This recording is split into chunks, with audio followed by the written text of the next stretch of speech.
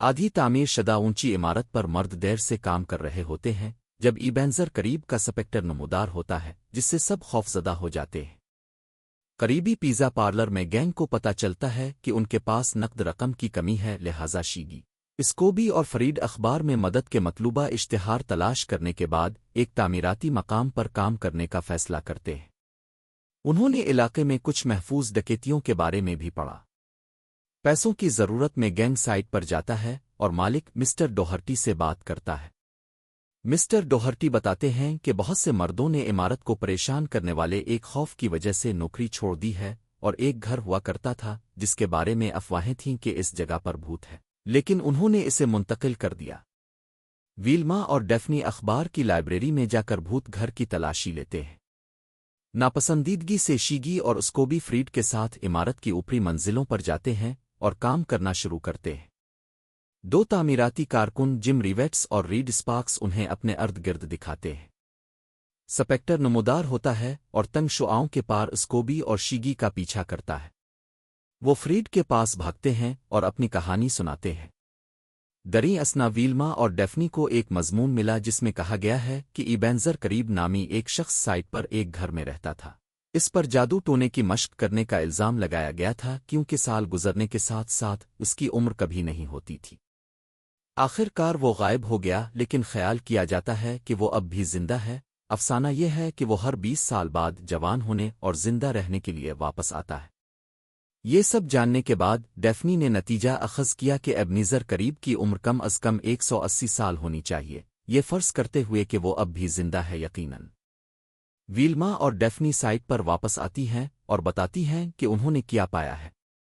Wilma, Scobee और शीगी इबेंजर करीब के पुराने घर जाने का फैसला करते हैं जो स्कोबी और शीगी के लिए नापसंदीदा है।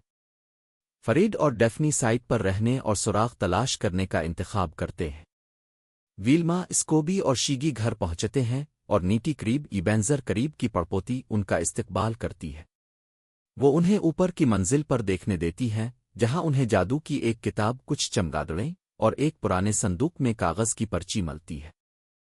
इससे पहले कि विल्मा इसे देख सके, नीटी अंदर आती है और बताती है कि इबेंजर जल्द ही यहां आएगा और उन्हें चाय के लिए मदऊ करती है, लेकिन इशारे के साथ ये तीनों वहां से चली जाती है। वापस साइट पर गैंग मिस्टर डोहर्टी को बताता है कि क्या हुआ और वो क्या तलाश करने में कामयाब रहे। मिस्टर डोहर्टी इस कहानी से बहुत उलझन में है, ये दावा करते हुए कि नीटी करीब कम अज़ कम 50 साल से मर चुका है। इसके बाद विल्मा गैंग को कागज की पर्ची दिखाता है जो एक महंगे टेलीस्कोपिक लेंस की रसीद है। वो ऑप्टिकल लेंस कंपनी का रुख करते हैं और स्टोर के मालिक से बात करते हैं। इससे पूछते हैं कि यह खास लेंस किस लिए है। लेंस को अंधेरे में देखने के लिए इस्तेमाल किया जाता है क्योंकि ये रोशनी जमा करता है। गैंग वहां से निकल जाता है और पुरस्रार मशीन में वापस चला जाता है, इस बात से बेखबर के स्पीकर वैन की छत पर है। उन्हें इस बात का एहसास होता है, वो वैन से बाहर निकलती हैं और भाग जाते हैं। एक मुख्तसर ताक़ुब शुरू होता है और स्कोबी और शीगी एक बेकरी में छप जाते हैं और अंधेरे में स्पीकर टेलीस्कोपिक लेंस चोरी करता है। पिज़्ज़ा पार्लर में गैंग को पता चलता है कि एक और महफूज डकैती हुई है। उन्हें पता चलता है कि तामीराती साइट बराह रास्त तमाम डकैतियों के दरमियान है। ये राज एक दूसरे से जुड़ना शुरू हो गया है। तामीराती मकाम पर वापस जाते हुए गैंग एक मुनज़्ज़म जाल बिछाता है।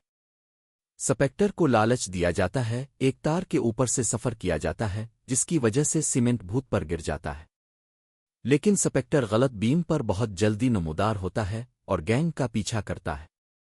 शीगी और स्कोबी स्पेक्टर को सीमेंट की तरफ राग़िब करने की कोशिश करते हैं। फरीड और लड़कियां फंस जाती हैं और शीगी और स्कोबी सीमेंट से इसके सर पर वार करने का फैसला करते हैं, लेकिन जब वो पहियों से टकराते हैं और तंग बीमोहे में घूमते हैं तो इसका जवाब मिल जाता है।